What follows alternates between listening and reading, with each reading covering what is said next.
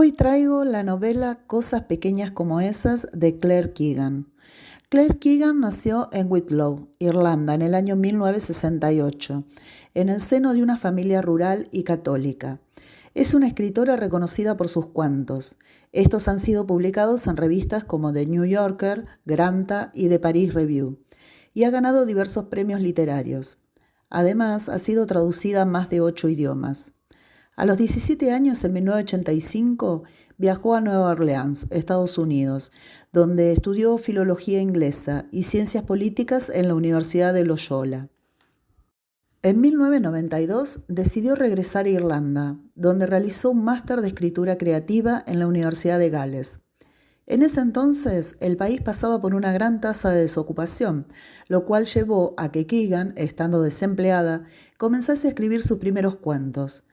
Así, en 1999, publicó su primer libro de relatos, Antártida, el cual le valió el William Strawberry Prize y el Premio Rooney para literatura irlandesa.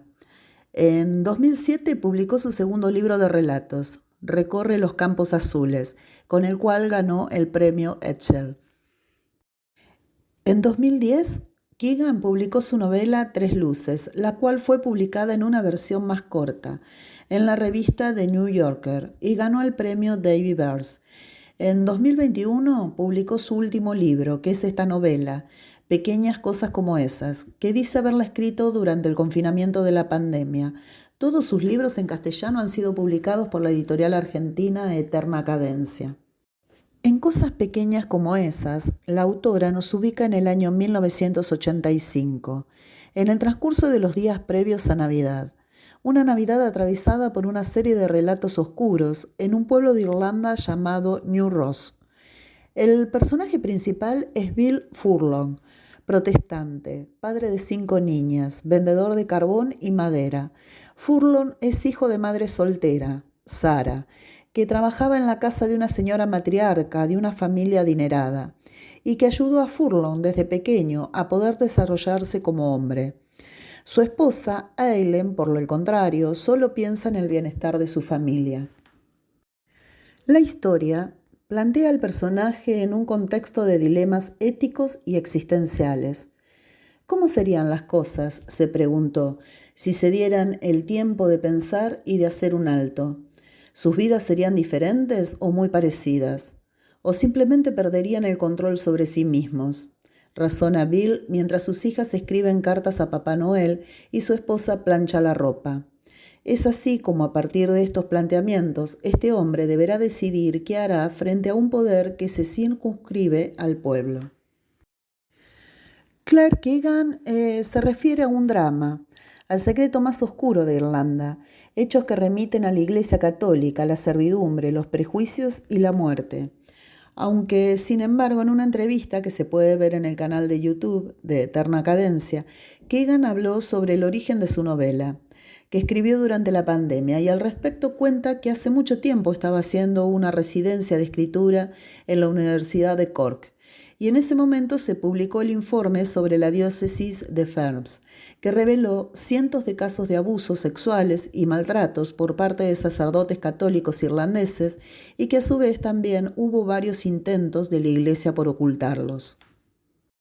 Es así como la novela de Keegan recrea el caso de las lavanderías de la Magdalena, que funcionaron hasta 1996, y donde niñas y adolescentes que habían dado a luz fueron escondidas, encarceladas y obligadas a trabajar y a separarse de sus bebés, que fueron dados en adopción, tal vez a cambio de dinero. Más de 10.000 niñas y mujeres fueron forzadas a condiciones inhumanas. Algunos de los bebés y niños que nacían allí eran vendidos por las religiosas a familias extranjeras. Otros tantos murieron y fueron enterrados en tumbas sin nombres. Entre 1922 y 1996 hubo 6 lavanderías funcionando en toda la República de Irlanda, dirigidas por órdenes religiosas católicas en complicidad con el Estado de Irlanda. La última fue cerrada en 1996. Recién, en el 2013, el gobierno pidió disculpas públicas. Sin embargo, ante estos hechos reales, la autora aclara categóricamente que no hace periodismo, sino ficción, y que le interesa escribir sobre lo que significa estar vivo, qué es un ser humano y qué se hacen los seres humanos entre sí, usar la imaginación y dejar que vuele alrededor de los hechos que me interesan, dice Claire Keegan. Es más, hasta necesitó aclarar que no conoce ningún vendedor de carbón, ni nadie que tenga 5 hijas.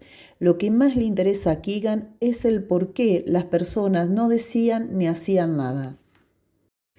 Y en la misma entrevista, Keegan asume que podría ser por miedo, por presión, por parte de la Iglesia Católica, que en ese momento tenía mucho poder y que estaba apoyada por el Estado. El protagonista de la novela era consciente de lo fácil que podía ser perderlo todo. En New Ross, el pueblo donde vivían, los jóvenes habían empezado a emigrar a Londres, Boston y Nueva York.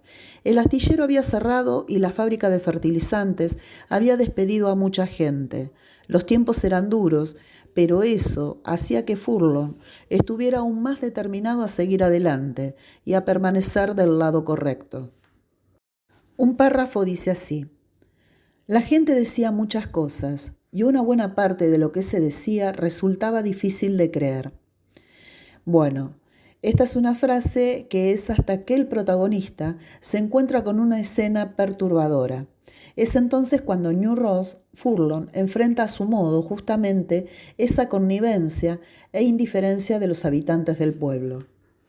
La autora dice y reflexiona en esa entrevista que le hace Eterna Cadencia, que creció en una familia católica en donde la misoginia, tanto en Irlanda como en la Iglesia Católica, han brutalizado sobre todo a los hombres. La autora señala que quedó marcada por un ensayo del escritor irlandés John McGear, que se refería a que en Irlanda era más aceptable pegarle a alguien que besarlo en público. Y eso para ella significó mucho, y reclama que la Iglesia Católica ha disminuido los sentimientos en Irlanda a tal punto que no era correcto demostrar afecto. Es importante destacar que esta no es una historia sobre las lavanderías de la Magdalena. Es la historia de un hombre con 5 hijas que de hecho es disruptivo en este contexto.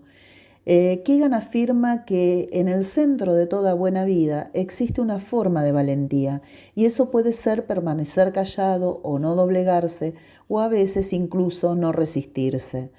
Para Keegan, el personaje principal que ha perdido a su madre a los 12 años y padeció bromas crueles por ser hijo de padre desconocido, es un personaje que se hace las preguntas necesarias para entender el sentido de una vida. Bueno, y con respecto a mi experiencia como lectora, Keegan me fue llevando muy fluidamente, sin que me diera cuenta. Me llevó por donde ella quiso que la siguiera.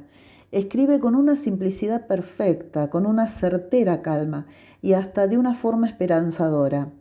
Los conocedores dicen que responde a una tradición de la literatura irlandesa que viene de lejos y que en los cuentos y las novelas de Keegan los personajes suelen leer libros, como pasa con la pequeña Loretta, la hija menor de este matrimonio. Para Keegan, los libros y la lectura sirven para conocer mejor nuestras propias limitaciones y también para profundizar en la comprensión y la imaginación de lo que es ser otra persona, y supone que de eso se trata la civilización, imaginar la vida de otra persona.